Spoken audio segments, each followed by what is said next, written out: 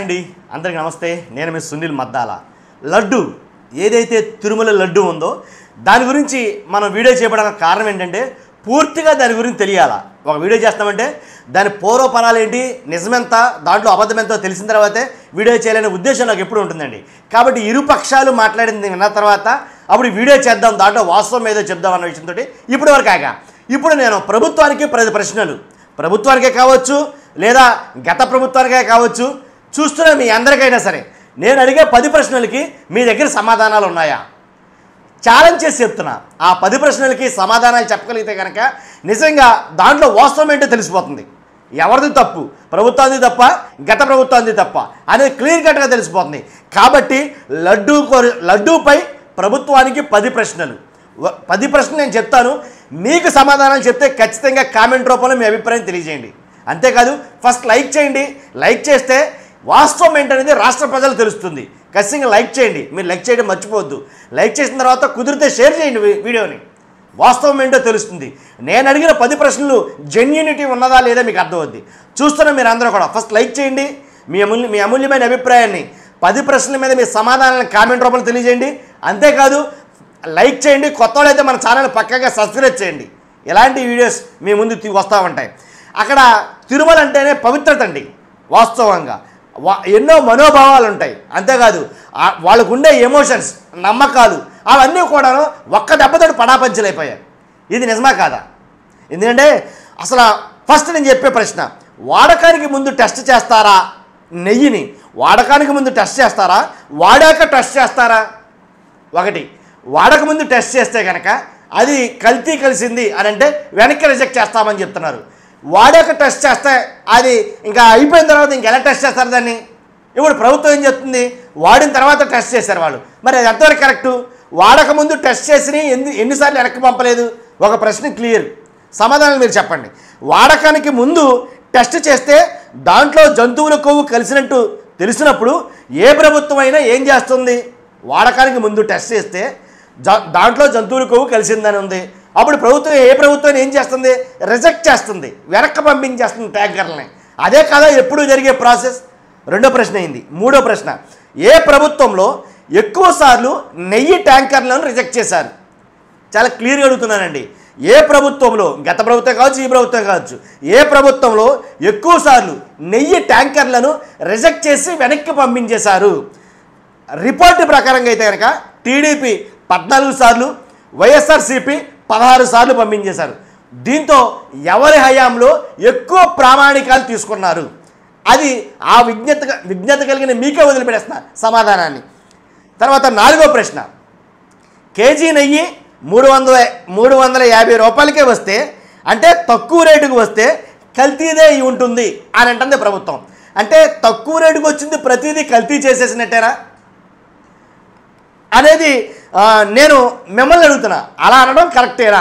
అది మిమ్మల్ని అడుగుతున్నాను నేను. అది టెండర్లు, 5వ ప్రశ్న, టెండర్లు పిలిచి తక్కువ రేటుకి కోట్ చేసిన వారికి ఇవ్వడం కరెక్టా కాదా? ఒక వస్తువుని, ఒక నెయ్యిని ఏంటి మనం తీసుకోవాలనుకుంటున్నాం, బయట నుంచి కొనుగోలు చేయాలనుకుంటున్నాం, అలాంటప్పుడు టెండర్లు పిలవడం కరెక్టా కాదా? టెండర్లు పిలిచినప్పుడు ఎవరు తక్కువ రేటుకి కోట్ చేస్తారో, ఎవరైతే తక్కువ రేటుకి కోట్ చేస్తారో అలాంటి వారికి టెండర్ ఇవ్వడం కరెక్టా కాదా? అలా టెండర్ అవ్వడం వల్ల అది కల్తీ లెక్కేనా? ఇంకా 6వ ప్రశ్న, గుజరాత్ ల్యాబ్కి టెస్ట్ శాంపుల్స్ పంపారు అని అన్నారు. ఇప్పుడు ప్రభుత్వం ఆ రిపోర్ట్ని గుజరాత్ ప్రభుత్వానికి లేదా ఎక్కడికైతే అక్కడికి వేరే రాష్ట్రాలకి పంపించాం, అత్యాధునిక ల్యాబులకి ఆ రిపోర్ట్లు పంపించామని చెప్పారు కదా. ఇది మీ అందరికీ తెలుసు. ఎంత రచ్చ చేసిన తర్వాత ఇప్పుడు పంపుతారా, లేదా అసలు ఏమీ రచ్చ కానప్పుడే మీకు అనుమానం వచ్చింది ఇది కరెక్ట్ కాదని ముందు అనుమానాన్ని నివృత్తి చేసుకోవడానికి గుజరాతే కాదు, ముంబయే కాదు, మెడ్రాసే కాదు, ఎక్కడ అత్యాధునిక ల్యాబులు ఉంటే అక్కడికి పంపించాలా? ఇదంతా రచ్చ చేయకుండా. ఎందుకంటే ఎంతోమంది మనోభావాలు, ప్రపంచంలో ఉన్న కోట్లాది మంది మనోభావాలు, ప్రపంచంలో ఉన్న కోట్లాది మంది నమ్మకాలు, వాళ్ళ నమ్మకాలని ఒమ్ము చేయకుండా ముందే మీరు గుజరాత్కి పంపించి, మీకు డౌట్ వచ్చింది, ఓకే, వెల్ అండ్ గుడ్. మీకు డౌట్ వచ్చినప్పుడు వాటిని ముందు పంపిస్తారా? మొత్తం పెంట చేసేసిన తర్వాత అప్పుడు ల్యాబులకి పంపుతారా, అత్యాధునిక ల్యాబులకి అనేది నా ప్రశ్న. మీరు ఆలోచించండి. తర్వాత ఒక్కొక్కరు ఒక్కో జంతువుల పేర్లు చెప్తున్నారు. దాంట్లో కలిసినటువంటి జంతువుల పేర్లు చెప్తున్నారు. ఏంటవి? ఒకటి పందని, ఇంకోటి ఎద్దని, ఇంకోటి ఇలాగా తర్వాత ఫిష్ ఆయిల్ కలిసిందని, ఇంకా చాలా రకాలైన వాస్తవాలు చెప్తున్నారు. అదే జంతువుల పేర్లు చెప్తున్నారు. అసలు ఏ జంతువు అని కరెక్ట్ అనుకోవాలి అనేది నాకు అర్థం కాల. దాని మీద అఫీషియల్ నోట్ ఏమైనా రిలీజ్ చేశారా? లేదు. తర్వాత ప్రభుత్వం మారినప్పుడల్లా 8వ ప్రశ్న, ప్రభుత్వం మారినప్పుడల్లా కాంట్రాక్టర్లు మారతారు ఎందుకు? నాకు అర్థం కాల. ప్రభుత్వం మారినప్పుడల్లా కాంట్రాక్టర్లు మారతారు ఎందుకు? అది తప్పా ఒప్ప? కాంట్రాక్టర్లు అందరిని పిలిచి కోట్ చేయమంటాం తప్పా ఒప్ప? కాంట్రాక్ట్ గడువు తీరకుండానే కొంతమంది కాంట్రాక్టర్లను తీసేస్తున్నారు, అది తప్పా ఒప్ప? ఇప్పుడున్న ప్రభుత్వం కొంతమంది కాంట్రాక్టర్లని వాళ్ళు సహేతుకంగా లేరు, వాళ్ళ దగ్గర ప్రామాణికాలు లేవు, వాళ్ళు కరెక్ట్ కాదని మార్చేస్తున్నారు. అంటే వేరే ప్రభుత్వం వస్తే వాళ్ళు మార్చేస్తున్నారు. ఎవరు ప్రభుత్వం మారినా సరే కాంట్రాక్టర్లు మార్చేస్తున్నారు, గడువు ఉన్నా సరే. ఇక్కడ మీరు అండర్లైన్ చేయాలి. గడువు ఉన్నా సరే కాంట్రాక్టర్లు మార్చేస్తున్నారు. ఎందుకని? ఆ కాంట్రాక్టరు అతనికి డబ్బిచ్చాడు, అది ఓకే. తర్వాత ఇప్పుడు వచ్చిన ప్రభుత్వానికి ఈ కాంట్రాక్టర్ ఇవ్వాలంటే కష్టం, కాంట్రాక్టర్ మార్చేస్తే మనకు నచ్చినట్టుగా ఉంటాడు అనే ఉద్దేశమా? నా ప్రశ్న మీకు అర్థమై ఉంటుంది నేను చెప్పిన ప్రశ్నలో కనుక. తర్వాత ఇప్పుడు ఏదైనా అదే జరిగిపోయింది, ఏదో మొత్తానికి అంటకాగిందో పెంటకాగిందో మొత్తానికి జరిగిన తర్వాత ఇప్పుడు ఆ లడ్డూ తీసుకుంటాకి వెళ్ళాను నేనే ఆ లడ్డూ తీసుకుంటాకి వెళ్ళా. లడ్డూ తీసుకున్నప్పుడు ఆ లడ్డూ నా చేతిలో పెట్టినప్పుడు నాకు కొన్ని అనుమానాలు కలుగుతాయి కలవా? ఇందులో కలిసిందంటావా అనే అనుమానం కలుగుతుందా కలదంటారా? ఈ అనుమానాన్ని నివృత్తి అవుతుందంటారా? అసలు అనుమానం పుట్టకపోవడమే మెరుగు, పుట్టిందంటే చచ్చేదాకా పోదు. ఇది వాస్తవమా కాదా? కాదంటే కనుక మీ అభిప్రాయం చెప్పండి. కాబట్టి దేశ పవిత్రత, దేశం మొత్తం అపవిత్రమయ్యింది అంటే మీరు ఏకీభవిస్తారా లేదా? అపవిత్రం చేసింది ఎవరు ఇప్పుడు?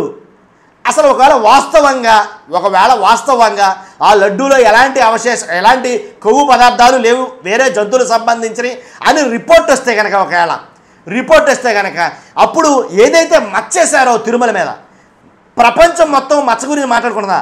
ఆ మచ్చ చెరిగిపోద్దా చెరగదా? అదే నేను చెప్తున్నాను. కాబట్టి ఖచ్చితంగా నేను చెప్పేది ఏంటంటే 100% వాస్తవాలు ఉంటే దాని మీద ఆరోపణలు చేయాలి.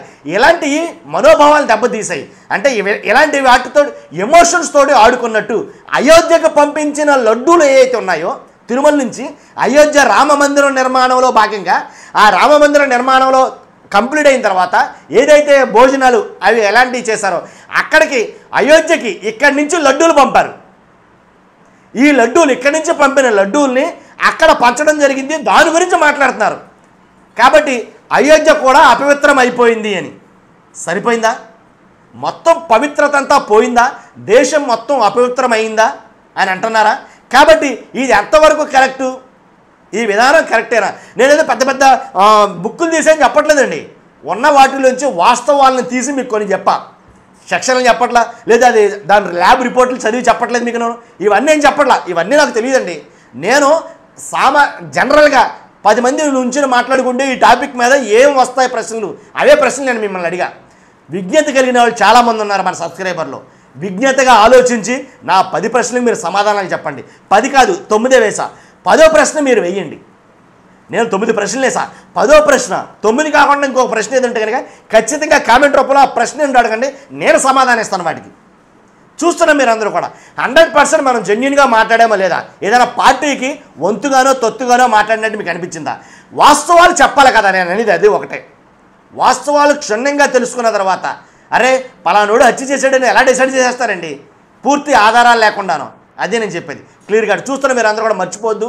100% మీ అమూల్యమైన అభిప్రాయం నాకు తెలియాలి. మరి ముఖ్యంగా ఫస్ట్ లైక్ చేయండి, రాష్ట్రం మొత్తానికి ఈ విషయం తెలియాలి. 100% లైక్ చేయండి. Thank you very much.